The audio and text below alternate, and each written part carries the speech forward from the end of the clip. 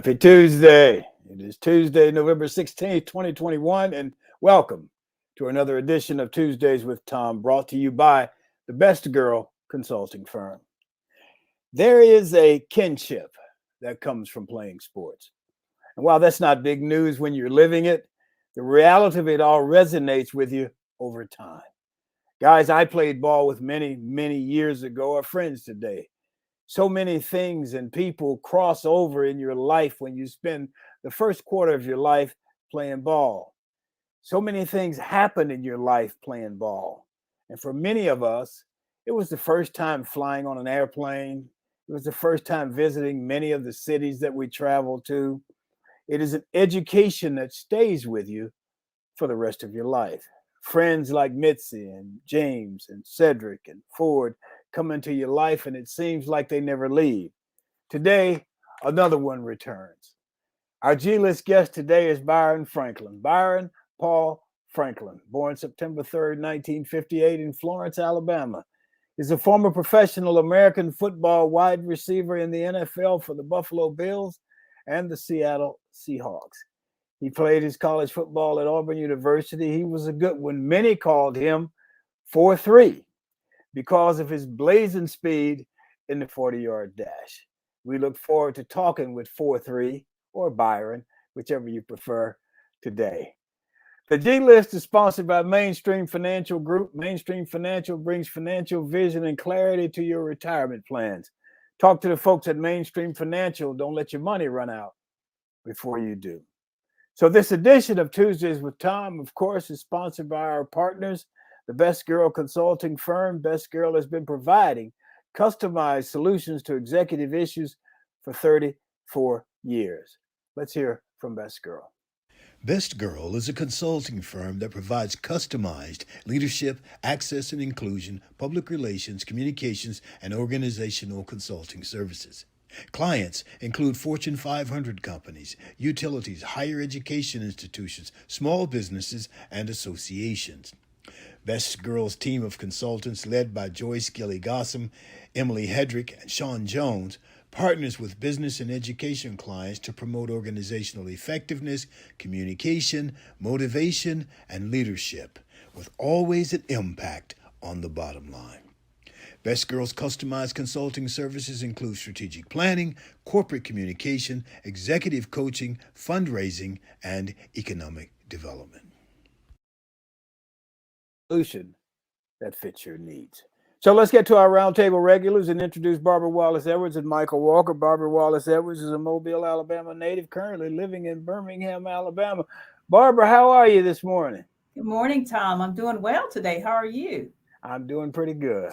Good. I can't say I'm doing well. I'm doing pretty good, though. Well, you're looking great. Well, looks can be deceiving. Let's put it that I'm praying for you. I know you had your surgery last week. I'm so grateful that went well, and we're glad to see you today. It went well, and we're just moving forward, moving on to the next thing. So what's happening in your world, Barbara? Well, Thom, I'm just getting back from Auburn, Alabama. I had a chance to go back this past week and had an opportunity to meet with Dr. Keith Hebert, who's a history professor there. He brought me back to talk with one of his classes. He teaches Alabama history, and they were talking about the civil rights struggle. And he talked to me, knew that I was born in the 50s in Alabama, and wanted me to come back to talk to the classes about growing up in Alabama during that civil rights struggle time, and how things have changed or not changed over those years. And so I met with him and met some wonderful students in his classes. He also teaches an honors class, and they're working on a project in Selma, Alabama, trying to identify the people who were involved in the Bloody Sunday March. And so we met some wonderful people there. And in addition to that, I met with Sam Johnson, who was a guest on our show a couple of weeks ago. Got a chance to meet with Sam, and it was great meeting him face to face. So yeah, had a wonderful time. Sam works for the honors class as well. Yes, he shared that with me. He shared some wonderful stories about you and him and how you all met. And so, it was great sitting down and talking with him. Sam remembers those stories a little better than I do, but he's been a good friend. And, he shared some wonderful stories about you and James Owens and how he met with you all. He tell you the story about and I didn't know, Sam has things I don't remember, but he tells a Right. story about uh, uh, uh, he would come sit next to me and James. Did he tell you that story? Yes, he did. He told me about how he would come and sit next to you and James, and how James would never say anything to him. He said James would talk to you, and then maybe you could relate things to him, but James wouldn't talk to him. And he shared that how you didn't show up, a couple of times, and he said, he just sit there the whole time, and he said sometimes an hour, 2 hours, James would never say a word to him. And finally, he said one day James was sitting there, and he said, he sat there for about 45 minutes, and finally James looked over and said, "He's not coming." He said, turned away. He said it just blew him away. Yeah, I thought that was great. He's not coming yeah. today. Yeah, he's not coming today. yeah, that was, it brought back some memories, and I tried to get James to be a little more diligent about class, but that really wasn't his thing. Now, Barbara, I know that that Antley is all fired up about this game on Saturday, and he's just giving you a hard time. He's already posted to say that you're not going to talk to him today because Saturday night in William Bryce Stadium, them War Eagles are going down. Well, you tell Antley, or I'm sure he's listening, we've got at least two starters on our team who won't be playing on Saturday. Both our quarterback, Bo Nix, and our kicker, Anders Carlson, are both injured. And I know Bo has a season-ending injury. He had surgery on yesterday. And Anders, I understand, will also be out for this coming game. He had an injury as well. And when Papo didn't start, it was I think a leg injury. He was hurt they tried to do a fake punt, and he was injured on that play during the game. So. Yeah, he did a jump pass. Yes. And I'm laughing because it was funny. It was funny, Yeah, the whole from the second through the end of the game was kind of funny or scary. I don't know how you want to look at that, but it was different. I don't know. I wish that the guy who's the backup had gotten a little more time during the year. I do too. Well, he will be first starting. First game is going to be a road game, right? And that'll be tough. And then the next game will be Alabama, and that'll be tough. So right. Hopefully he'll do okay. Yeah, well, we'll be praying for the entire team, but especially those who were injured on Saturday, and pray for a speedy recovery. But I know Nix is not expected to be back this season at all. Yep, and that's tough. He's had a tough season. It's been an up and down season for him, and just one of those things. So, well, let's move on. Let's get Michael Walker on here. Michael, how are you this morning? I am doing well, Tom. Glad to see you up and at 'em after having surgery last week. I am up. I don't know if I'm at 'em, but I'm up. I had knee replacement surgery last Thursday, as a matter of fact, and it's a painful thing, but I'll get by it, get through it, and as they say, the show must go on. So we're dealing with it. So what's happening with you today, Michael? Well, I like to tell you the name of Beth Smith. Beth is a 62-year-old wheelchair-bound individual in California due to suffering from cerebral palsy. She is suing the Kaiser Foundation Health Plan for what she says is discrimination against disabled people that are wheelchair bound. Reason being is because they have a cap for durable medical equipment, which includes wheelchairs of $2,000 a year. And her wheelchair she has a motorized wheelchair. It costs about $17,000. And she's had it for maybe 20 to 30 years, and she's trying to hold it together with tape and screws and what have you. And if she were to prevail, it's a federal class action lawsuit on behalf of all disabled individuals, saying that the health plans in California are discriminatory. If she wins, it could change not only for Kaiser, but the entire state of California. As a matter of fact, motorized wheelchairs can cost up to as much as $50,000, And just manual wheelchairs cost between $3,000 and $5,000. So you can see with a cap of $2,000, that doesn't come close to helping those people out, thus the lawsuit. One other quick thing I like to mention is that the state of Massachusetts is now trying to push a marijuana insurance coverage bill. And this has been put forth by several state elected senators. And the reason being is because they will not cover medicinal marijuana that helps people with certain ailments. One lady in particular, Jennifer Van, who's 42, she suffers from several chronic conditions, including ulcerative colitis, anxiety, PTSD, and intradermosis. And she's also survived cancer. She says she takes up to 15 medications per day, including 2 opiates and 3 controlled substances. And she could replace at least 8 of her medications with medical cannabis and get rid of them completely if she could afford it. But her health insurance would not cover it. And she says she doesn't understand how they will pay for a high dose of opiates or controlled substances, but will not pay for medical cannabis that would help relieve her suffering. So there's a push to try to get insurance to cover that. Still, the problem is that the FDA has not approved medical marijuana and is considered a class 1 felony. Wow. So let me ask you, you're in the insurance business, and you bring us a lot of information, and then sometimes you have to bring information that's not necessarily favorable to your industry. How do you feel about that? I mean, how do you feel about this lady in her wheelchair situation? I've had a couple of instances where individuals I know were denied, but I was denied, but I didn't know you could appeal it. I went back and appealed it, and they gave it to me, whatever it was I was asking for about the drugs. So there is some recourse, I guess, in some cases. Absolutely. There's always recourse. You can file a grievance, you can appeal a decision, and try and go and explain to them why this is needed and what have you. It's a two-way sword. Part of it is the fact that insurance is heavily regulated, and they have to have a certain amount of reserves to handle claims. They also have to make a profit for the board of directors. So they're caught in between of trying to satisfy all of those parties at the same time, as well as the claimants.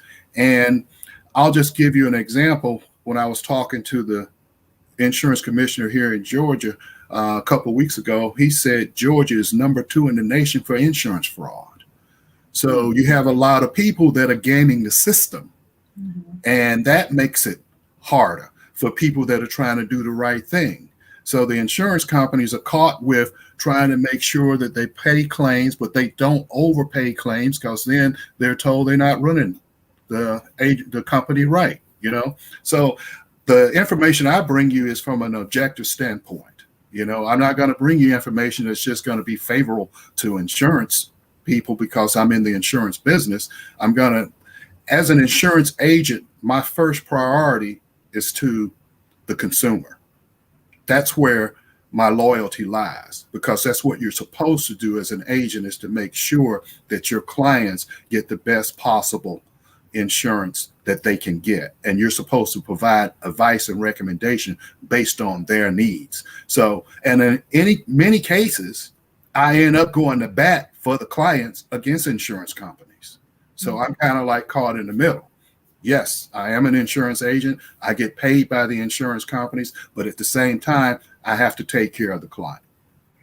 Well, that's great. That's good to know. I know that many times you've brought information that sort of puts you in a spot. So we appreciate that very, very much. And Thom, I was going to say, there was something you mentioned about, if a claim is denied or if it's not paid to, at the level that you think it should be paid, there are are other options. You do have the appeal process, but when you think about the elderly or those who are uneducated, they don't have the knowledge and they don't have the resources to go through that appeal process. Most of them don't even know that they can, that it's even available to them. But even if they know it, they may not have the know-how or the resources to sit down and pull all that information together to go through an appeal. So there needs to be an advocate or someone that's there for those individuals who just can't do it on their own. And it's good. Again, it's good to know that there is some options available, but where do they get that help from? Well, in my case, I got it from the insurance advocate. Mm-hmm. Somebody said, well, you can appeal that. And I said, well, no, I didn't. And she said, yeah. And she showed me how to do it. Very good. And I appealed, and it was moving the drug from a tier 1 to a tier 3 to a tier 1, whichever. Okay. But it worked out for me, and it brought down the cost of the drug down to where it was reasonable. Very good. We went ahead with it. So, yeah, I don't know. I guess we all got things we got to do, but as said, not knowing can get you in some I don't want to say trouble, but yeah, it costs you a little more money probably. Exactly. Right. Yeah. Okay, Barbara, you got something else you want to talk about this morning? Only other thing I want to mention, Tom, I wanted to say Happy Founders Day to the members of Omega Psi Phi fraternity, early Founders Day. They were founded November 17, 1911, so they will be celebrating 110-year anniversary on the 17th of this month. So all the gentlemen of Omega Psi Phi, Happy Founders Day, early Founders Day. Happy Founders Day. And I remember the first group that, what do you call it, came on board or what yes.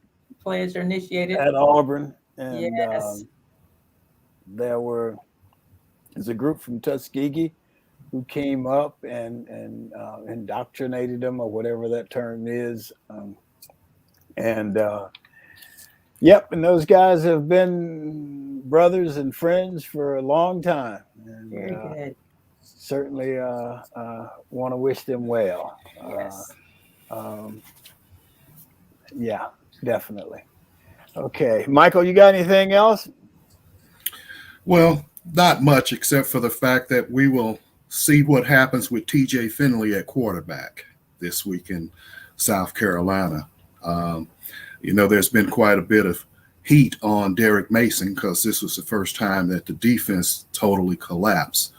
But from my vantage point in looking at it, I think it was a total team collapse. Yes, the defense had its worst performance all year long, but if you ask me, for most of the year, the defense has been carrying the load for Auburn. Right. So I think he should get a pass one time. The other issue is, like you mentioned, is TJ ready for the big stage?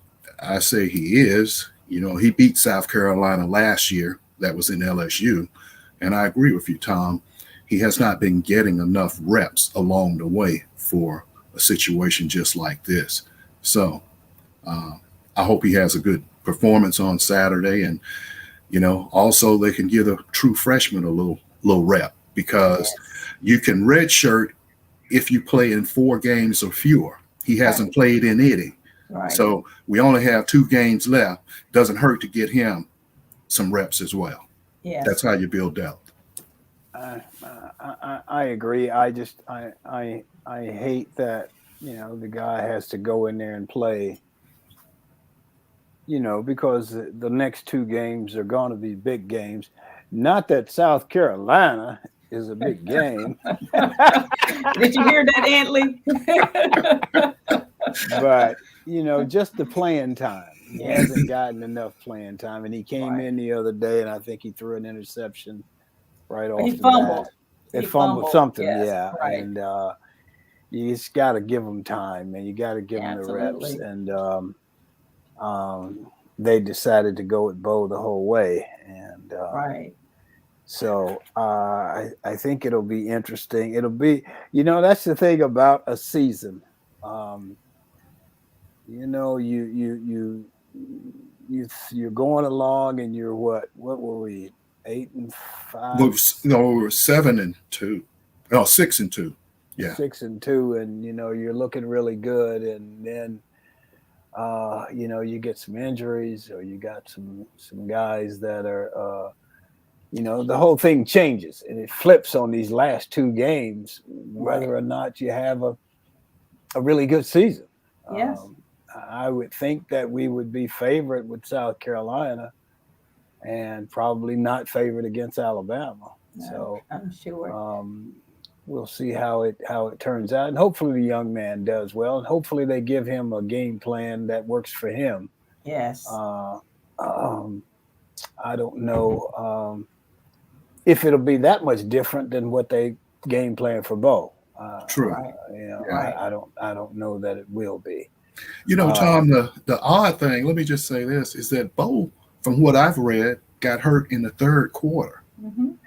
And so they kept him out there, Yes. until the last 2 or 3 minutes, and then they put Finley in. Right. To me, that was poor management. That probably caused further injury to Bo, number one. And then number two, you put TJ Finley in a very poor situation with 3 minutes to go, and the game basically out of hand. And okay, you go and win this for us again like you did against Georgia State. At least he had a few more minutes against Georgia State than he did against Mississippi State. That's what I have an issue with. Yeah, Bo was limping off the field early in the third. He was. Yes. But he came back on. So, if you're just sitting there watching it, you get the impression that he's okay. Right. So who knows, man? I don't know. You're coaching along, and you got to make these decisions as you go. And then somebody says, well, he can't play anymore. And now you're in a totally different situation. Right. We'll just have to see how it turns out. And, right. So I think they dropped Auburn out of the top 25, didn't they? Yes. Oh, yes. Yeah. Well, that's really here nor there this year, right. as far as I'm concerned, anyway. Right. Okay. Right. Anything else from either one of you guys? I just want to add, while we're talking about football, I want to say welcome back to Cam Newton. He's back in NFL, back with the Carolina Panthers. So welcome back, Cam. We're going to be rooting for you. What did Cam say? He said, I'm back. Huh? I'm back. That's funny that you mentioned that, Barbara. In an interview, I saw an interview they did with Cam and one of the other players, and they asked Cam, what did he think about his first game back? And he said, well, this time last week, I was eating a bowl of cereal, and then he walked off the stage. Nothing else needs to be said. Oh, man. Cam's something else. I tell you. I'm back. And he sounded as though he's happy to be back in Carolina. Yeah, I think so. Yeah. I think he's just happy to be back playing football. It's something he loves, and I'm glad to see him back. Hope he does well. I am too. So who was the quarterback? Sam Darnold. Yeah. Well, yeah, he can. I think Cam can handle that. So yeah, well, we'll see how it goes. I'm glad for him. I can't believe that he sat out pretty much the whole season. I know. New England decided to go with the rookie. So we'll just have to. We'll have to see. We'll have to see how it turns out.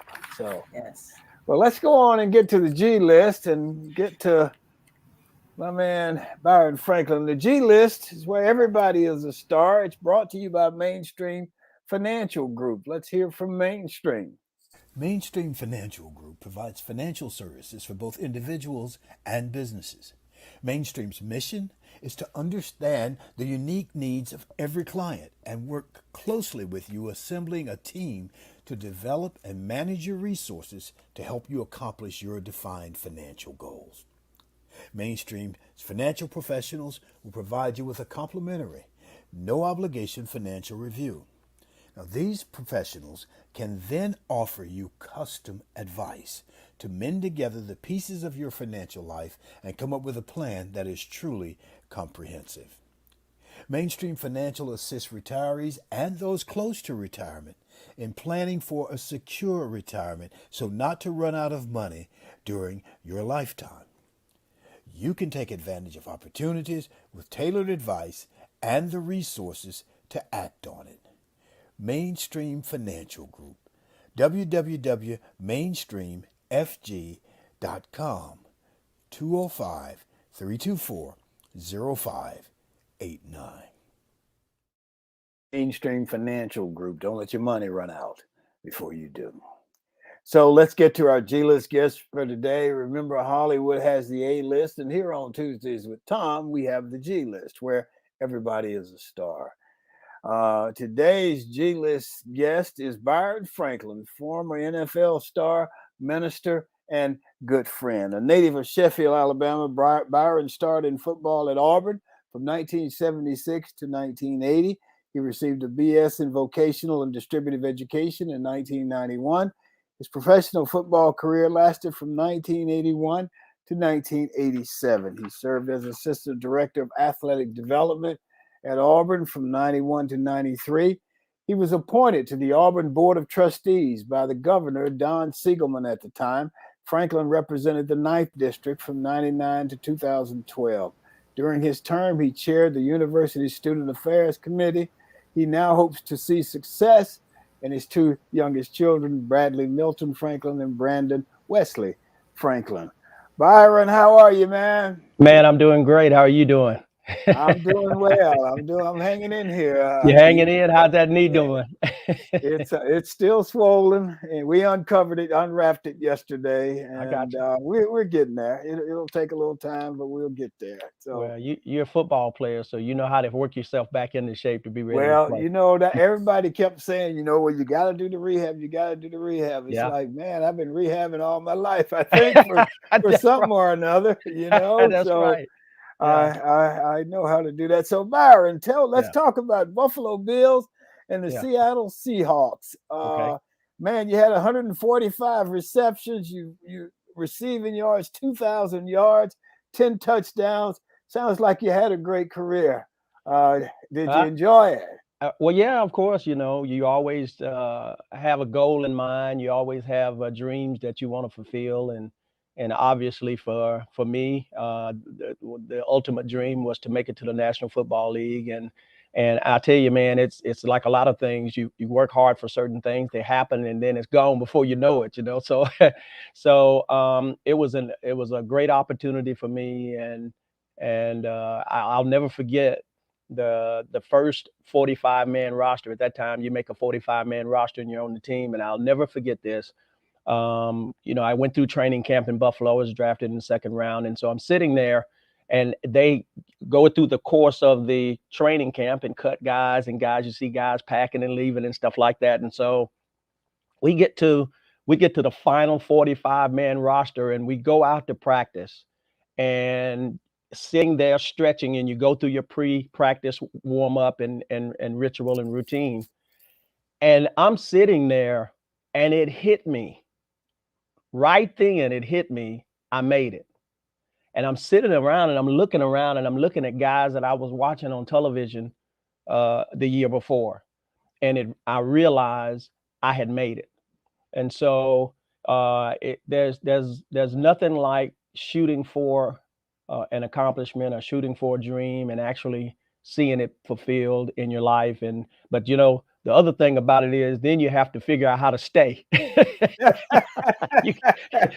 Because it's a whole nother group of guys lined up the very next season to try to get that position. And they draft guys and they bring guys in, and so that fight goes on year after year during the period of time that you stay. And the average life expectancy of an NFL player in the league is 3 years.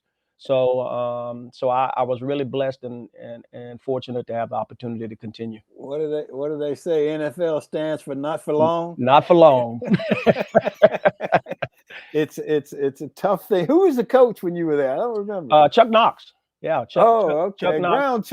Ground Chuck, man. Chuck Knox was there in Buffalo, and then he left and went to Seattle, and I played one extra year in Buffalo, and I think that was the year I led the team in receiving in '84, and then they traded for me and got me to Seattle. Okay. Yeah. How'd you like Seattle? Seattle's a great place. It's more of a corporate scene, corporate setting. You had Boeing, a lot of corporations out there. I think Nintendo at the time was just getting started. So you had a lot of technological companies starting up. And so it was a white collar audience. In Buffalo, it was a blue collar audience. They took the shirts off, baby, in the middle of the snow and had throwing beer cans and diving on tables and setting stuff on fire. It was more my setting. I enjoyed that more. But they both were great places, and I think I cherish Buffalo most because they were the team that drafted me. Yeah, I could see that. That's great, man. I remember coming to speak to the team after I left, and you were there. Oh, well, yeah. Let me tell that story. Let me go ahead. My first introduction to Thom was in. I guess we were in preseason. I don't know if we had started season. I don't know if it was after the season, but I don't think season had started. Yeah. So it was my. I think it was my freshman year. And and you asked for all the black kids to come up, all the black players. You wanted all the black players, and I was going to really bring this up when we all got together because, we talk about the first in all these areas. Well, for me, you were the first professional black person to come and speak to the players. And really, there were no professional people coming to talk to us at that time. You're talking about the 70s. Yeah. And there's a whole lot more being done now that was being done at that particular time for full-scale development of players. Yeah. For me, you were that first introduction to a professional black. I think at the time you had your what was it, Thom TG? Yeah, Thom Gossam Communications. TGC, Thom Gossam Communication. Yeah. And so you rounded all us up and you got us upstairs in the study hall up there and started talking to us about our education and how important it was, and it was something that we needed to focus on. And you pointed me out. You said, now see Byron, he's sitting back there. He's thinking, yeah, you talking to all them, but I'm going pro. I know I'm going pro. So, but you were right then in what you said and pointed out, but you were also right in what you were saying. And so there are certain group of guys that I always looked at and watched and wanted to kind of pattern after. It was Ozzie Newsome, because Ozzie came from the same area I came from. That's right. He was from Carbert County up in Leeton, Alabama. And then it was John Stallworth, because he was at A&M, and my dad was at A&M. My dad's in the Hall of Fame in A&M. Oh, and wow. So the only football games I ever saw live, college games, was Alabama A&M. Those were the only football live games I ever saw. Okay. My dad took me to A&M games. He took me to the Iron Bowl. I mean, the Classic, which is the Black Iron Bowl, Alabama State and Alabama A&M, and I'd go to Huntsville with him to see Alabama A&M and the Rattlers. So that was my college experience. Yeah. And then it was you, because you had a pattern. You came from Auburn. You went into professionalism in life. You developed. You started a company, and ever since then, you kept going. Yeah. You've kept going, and it went to acting. It went to business. It went to leadership development, and all these things. And so So there's some people I got in my life that I can't quit because they won't quit. So you're one of those, man. And I wanted to thank you for that. I want to thank you for that. And I remember that one of the things we had, in common was I was the first Black wide receiver at Auburn, and then you became the wide receiver at Auburn. And so we had that in common. And, we felt like we had a legacy to live up to. That's right. That's right. And As a matter of fact, everybody keep telling me I stepped out of bounds in the Alabama game, and it really was a touchdown. You really scored. I got people walk up to me. You scored on that, man. They say you stepped out of bounds. They think. Well, hey, I'm glad you're taking some of that heat off of me. It was you, man. It was you. And I keep telling them, after a while, I just quit telling them, I know, I should have scored. You know what? I gave up a long time ago. And they'd say, well, you wasn't out of bounds. I know you. And I just said, yeah, man, whatever, whatever you say. That's right. That's right. That's right. But I think about that, and then I go back and I said, well, hey, as long as they remember you did something good. That's right. That's right. Let me get Michael and Barbara on here, and then we'll come back. So I got you. Barbara, you got some questions for Byron? I do. Good morning, Byron. Good morning, Barbara. How are you doing? Great to see you. Good. You too, Michael. Long time no see. We actually saw each other last week in Auburn. It was wonderful to run into you there. But I do have several questions for you. But my first is, you wear many, many hats. Oh, yeah. And one of the ones that people may not know about you is that you're an author. You wrote a book and published a book in 2018. That's right. Called Men Are Finders and Women Are Choosers. Tell us about that book and the importance of it, because I've read it and it's wonderful. So tell our viewers about it. Well, you have to realize that I'm coming from a spiritual perspective, and in my life, of course, in everyone's life, relationships are so important. And I had gone through struggle in relationship, and actually had gone through a divorce after 9 years. And so in the process of redeveloping myself and realizing that I needed to grow, one of the things, I just didn't want to make the same mistakes twice. And so I wanted to do it a different way. And in the process, the way that I really believed it would be best for me was to allow God to really be the point man and help me to understand what I should be doing and how I should be doing things. And it really happened kind of by accident, if that makes sense. In my reading time in scriptures, I would read every morning, and I started reading, and I started seeing all of these things in Proverbs that talked about men and women and relationship, and how God really had things in a pattern and in a place. And so I kept looking at it, and I kept seeing things, and I was like, wow, man, this would be an outstanding Bible study for singles. And so I kept writing things and kept taking notes. And it was only after a period of time I realized God was starting to talk to me about how I should go about looking for my partner or for my mate. And once I realized that, I was like, man, this is just incredible. And so I started paying attention by making it personal and not just looking at it from a standpoint of learning to tell somebody else. I actually looked through it. And so the title is actually interesting, and how I came about it. Men are finders came from Proverbs 18:22. Whoso findeth a wife findeth a good thing. And so that's how that part came. But the women are choosers is a little bit different, in that in Proverbs 31, it talks about the virtuous woman, and it talks about all of the different attributes that the virtuous woman has and all of the things. But there were 3 scriptures in that grouping that talked about her husband. And it said some really profound things about her husband. And so I was like, wow. So all of this that's really focused on her, and most people focus on what her skill sets are and what her attributes are. Tucked in the middle was actually talking about who she chose and the kind of man she chose. And so that's how the book title came about. Men are finders, but women are choosers. And so I tell you, it's really a blessing. And I've had so many great testimonies from people talking about it.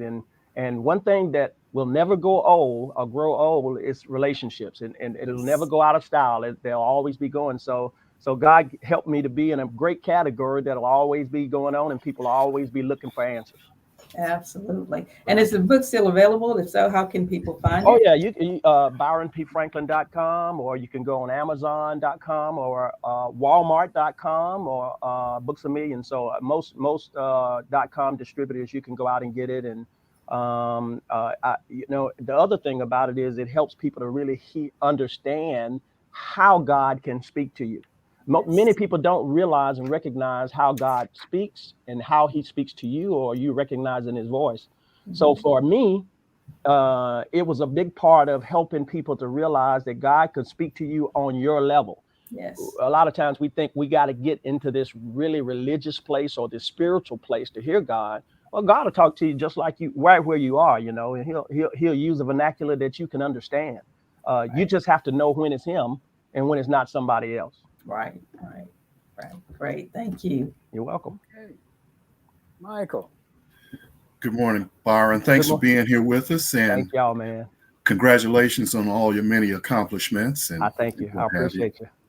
I stand in the same vein in which you were just speaking with Barbara. I noticed you talked about when you had a career-ending knee injury and you returned to Auburn to get your Bachelor of Science in Education. Yeah. And at that point, during that time, you decided to dedicate your life to Christ. Did you have an epiphany, or what happened that actually say, okay, I need to dedicate my life to Christ? What was it? Ooh, y'all trying to get sick. Y'all better put your seatbelts on. As I mentioned, I had gone through a divorce, and which is not something that I ever expected to have gone through. My mom and dad, matter of fact, my mom is 91 and my dad's 94. They've been married almost 60 years, 70 years. Wow. And so that was not something that I ever expected to be in or going through, but I didn't have a clue of what marriage was at the time. Didn't know what being a man, a father, or any of that stuff was. I was just living life based on, how life is. And so in going through that and making a transition, I was here in Birmingham, and I had tried my best to get back in relationships. And I this is odd because it's kind of connected to the book. I was trying my best to get back in relationship because I didn't want to be alone. I didn't want to be by myself. And I kept failing at it.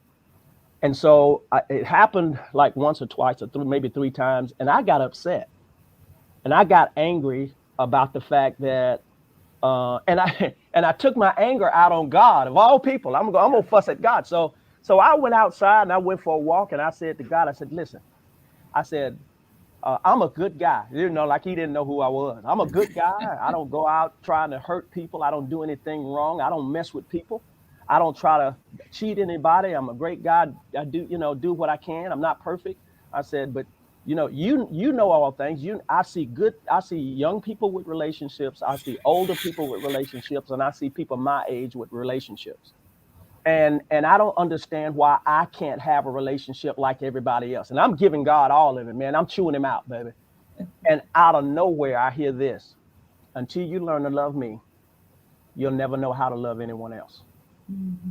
And it dropped a bomb. And I stopped, and I was like, who said that? Mm-hmm. And what it did was it created a relationship where there was religion.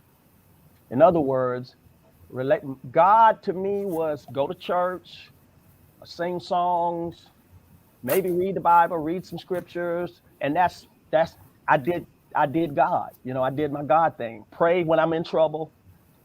Well, when that happened, it went from doing stuff to having a personal relationship, because the moment I heard that, I realized he knew who I was. He knew what I was going through. He knew what problems I was facing. He knew everything in all the aspects. And now I know he knew it. So now it's gone from religion to relationship. And from that point on, I spent time trying to figure out, okay, so how do I learn to love you? How do I learn to do that? And so that ultimately has ended up with me being a pastor for almost 18 years now. My wife and I pastor a church in Livingston, Alabama, Living Word Church, which we planted, by the way. And And I could go on for hours, man. Your show not long enough for me to go on with all that, but that's the answer to your question. Okay. That's amazing. Thank you for that. I've always wondered how people have these conversations with God and he speaks to them. Well, yeah. In the midst of that, the call in ministry, I was fighting it. I didn't really want to be a pastor. I didn't really want to be a minister because the perception of ministers and pastors were not good at that time, and it's even worse now. But you have to realize the calling for this season is for those in this generation, so he equips those he calls for the generation that they're in. And I didn't know that at the time. So I was fighting it. So he kept me up for about a week and a half without sleep. I would go home and I'd lay down in the bed and I'd, be prepared to go to sleep, eat a big meal, and I would just lay there. And I'd, get up and go back to work. And at this time I was deeply involved in reading the word. And so this went on for about 6 or 7 days without any sleep. And so I got to a place and I said, God, I don't know what it is you want me to do, but whatever it is, if you just let me go to sleep, I'll do whatever you say. And I woke up. I went to sleep that quick and that sound. And so there have been many, many instances to confirm it, but those two were basically the two that really stick out that I can talk about that really were about the profound moments in my life. That's great, man. Yeah, I think you kind of brought the place to a standstill. That's a wonderful testimony. If you let me talk about end times, I'll shut the show down. It's critical. We appreciate it. I'm sure we all do. Critical in this day. Yes, it is. That we all understand that we are closer to the end time events than we realize, and all of the political issues that we're having, all of the medical and cultural issues that we are having are all directly connected to the positioning of end times. If you understand anything about that time and season that comes to that place of Jesus's return, the Bible talks about, it says that as it was in the day of Noah, so shall it be in the day of the coming of the Lord, or the day of the Son of Man. So in other words, the same things that were going on in Noah's day will be the same things that will be prominent in the day when Jesus returns. Mm-hmm. Well, we ain't got enough time, but we're there.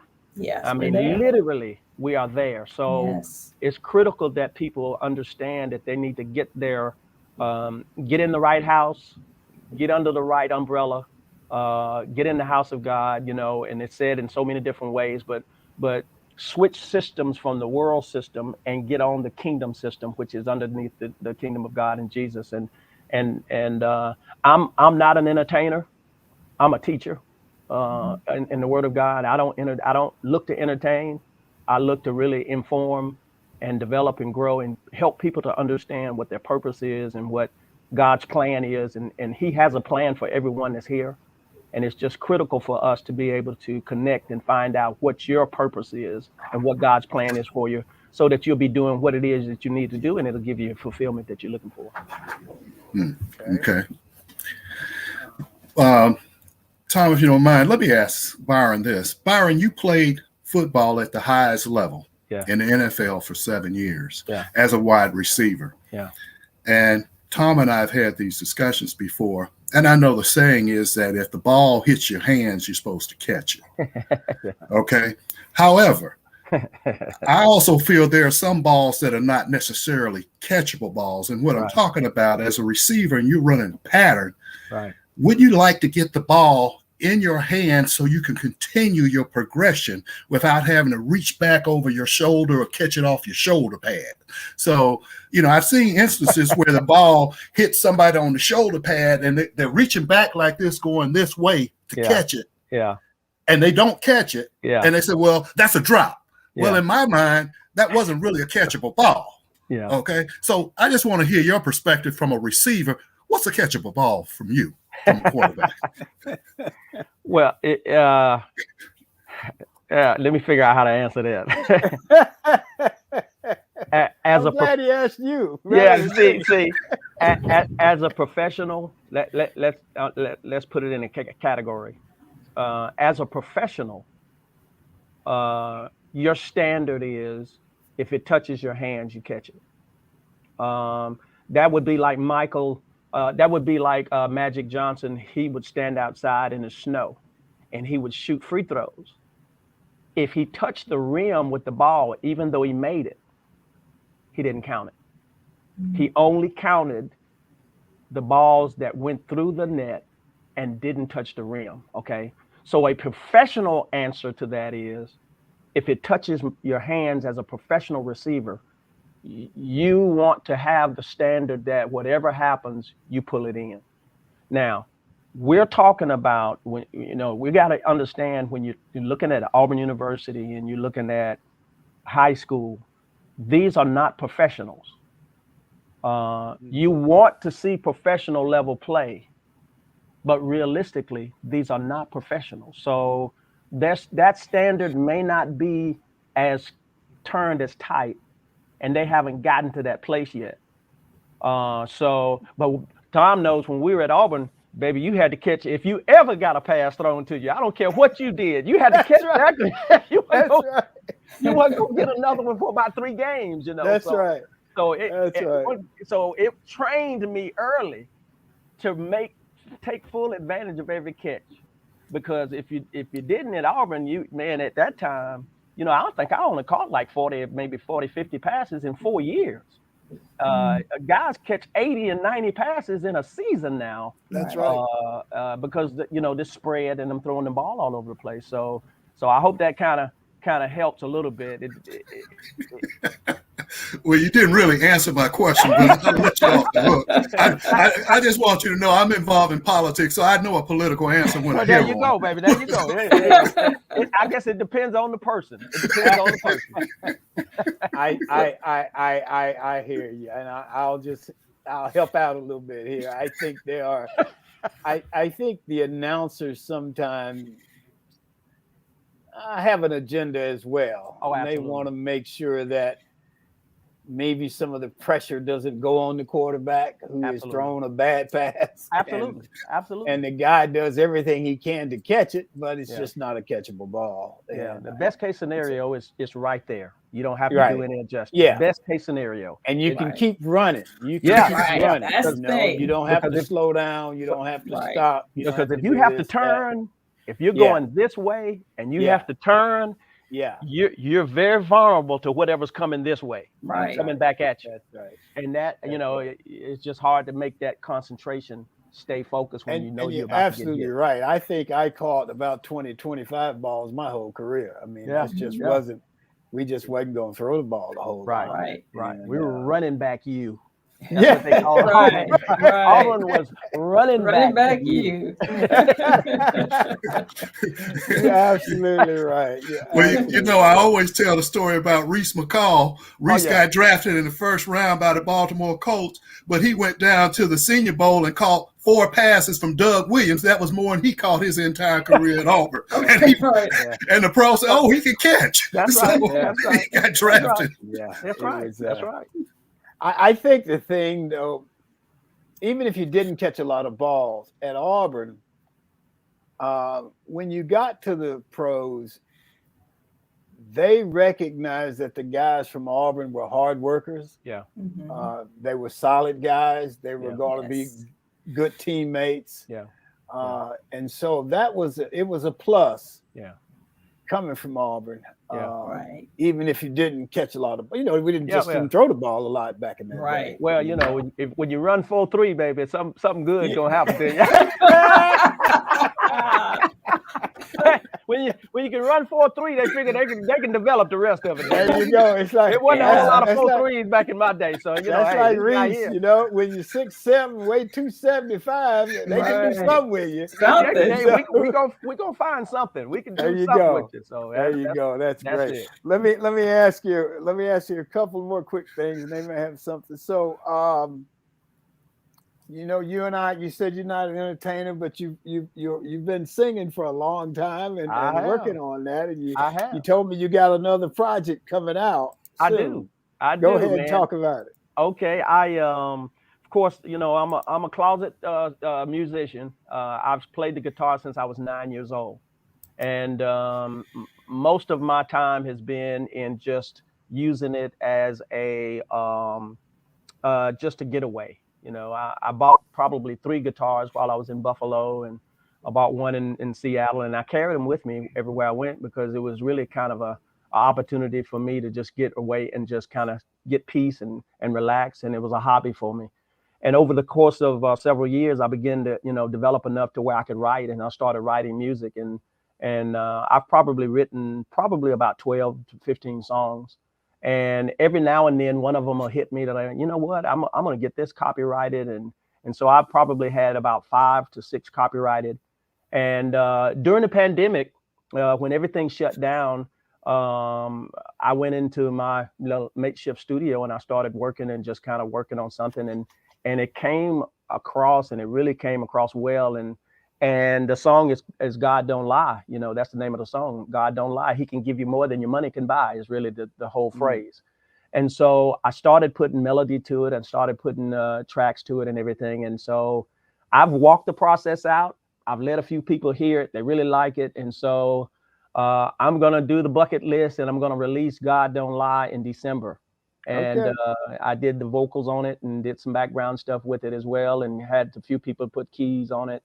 And so yeah, God Don't Lie will be out on CD Baby right here in the next couple of month and a half from now, and it'll be available on iTunes and, you know, all of the music pockets out there that you can reach out and tag music. So if you see it, listen to it, and if you don't like it, buy it anyway. And but I'm very proud of it. I'm very proud of it, and I think it'll be something that, you know, music is like food. You know, everybody has a particular taste that they have for certain foods. And one thing I think keeps us away from doing some of the things that we really are able to do and can do is we compare what we're doing to somebody else and say, well, it's not like that, or somebody hear it and they won't hear it like somebody's doing, and we shy away from it. And I've always had this whole mindset. You know, I used to cook buffalo wings, and the Buffalo Connection back there in Auburn, and I learned something in Buffalo. You could have buffalo wings all over the place, and everybody had their particular kind they like hamburgers. You can go to McDonald's, you can go to Wendy's, you can go to Burger King, you can go to Hardee's, but they're all hamburgers. So music is sort of like the same thing. Somebody's gonna like it, and so I'm excited about it, and I appreciate you asking about it. Well, we're looking forward to it, and I've told you whenever you're ready, just come on back on, and we'll do it. We'll do it on. Hey, we've had singers on the show. Hey, look, you think I shut it down with the preaching, buddy? I'll shut this show down when I get that. Well, we're looking I'll forward shut you down to now. I got one more thing before you go. Tell me, I know one of your sons is playing football. I don't know if both of them. So talk a little bit about that. Yeah, Brandon is he's 17. He's 6'2" now, 220. He's been a running back for the last, all his life. He's been a running back, and man, I don't know. He may be growing out of running back and into linebacker, but he is a phenomenal football player. You know, I was a track guy that played football. Brandon is a football player. He plays for Thompson High School. He's kind of the rotating starting backfield for them, and man, I don't know what he speaks 3 languages. He's a 4.0 student. Navy wants him really badly. Army, Georgetown, Davidson, 3 Ivy League schools want him to come play ball for them. And So he is just a phenomenal young man, as all my kids are. My oldest son is he works for Disney World. He's been working for Disney World for about 8-9 years now. My daughter, she works for Delta, and she's a trainer for their flight attendants and does national and international flights.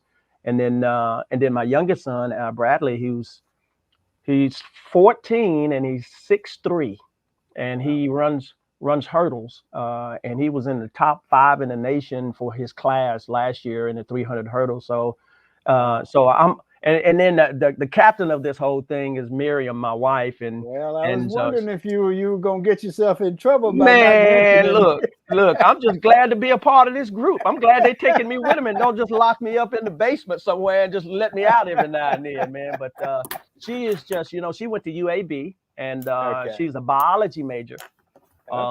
And finished in 3 years in biology, and was going to go into medicine, and then messed around and ran into me, and we were both ministry minded, and so we just really kind of wanted to chase after what God was doing, and that we're doing it together, and that's a big part of the book. It's a part of that too. We tell a story, and so it's just been phenomenal. She has a business called What's for Dessert, and she's a phenomenal baker.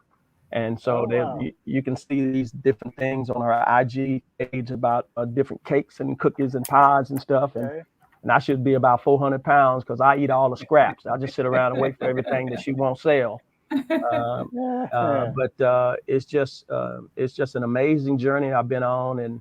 And I'm so grateful, man, to be where I am, and just looking forward to seeing what God does next.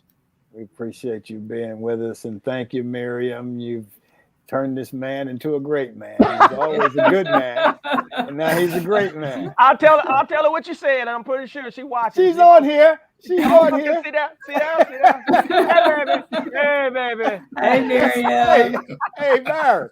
That's how I knew to say something. It's like, he's coming. I better get this man out of trouble here. That's right. It was, well, man, I appreciate it, Byron, very much, man, and I do. We always had a special kinship. Yeah. And I'm glad that things are going well for you, and hopefully for all of us. And we came through some difficult times, but we came through, and you were on the board of trustees down there at Auburn, and I know that wasn't an easy thing, and I've served on boards down there and so on and so forth. But at the same time, it was our calling, and it was what we were called to do. To make things better for those who came behind us. So thank you so much. We will continue forward. So thank you so much. Thank you. Thank you for being here. Thank you, Thom. Let's give Byron a big hand, everybody. Thank you, Michael, and Barbara. Thank you both. Right on.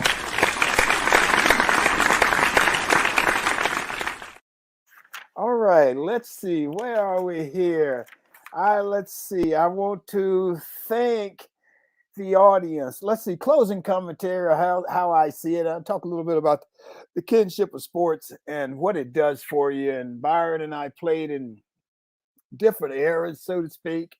But we've also always had a kinship, and even a kinship with the guys who came after us. It's just a special thing. And I'm glad that he's here today to be with us. I'm sort of I've been taking a lot of medication, so stuff is happening with me here, but I'm okay. So let me thank the audience. We appreciate you. Antley, we're coming to get you this weekend, buddy. I'm telling you. I want to thank Michael and Barbara. I want to thank our G-List guest, Byron Franklin. Upcoming G-List guests on Tuesdays with Thom are Keith Stevens. I apologize if I got it wrong. Our Thanksgiving guest is Don D. Osborne with Grace Klein Community. And then we have Kelly Thompson coming to visit with us. I want to thank our sponsor, Best Girl Inc. and Mainstream Financial Group. You know somebody who you think would make a great guest, please refer them to us at either Thom at Best Girl or Emily at Best Girl. I want to thank Emily Hedrick, the communicator, our producer. Thanks, Sean Jones, the organizer. Remember to enjoy yourself. Make every day count. Stay safe and peace.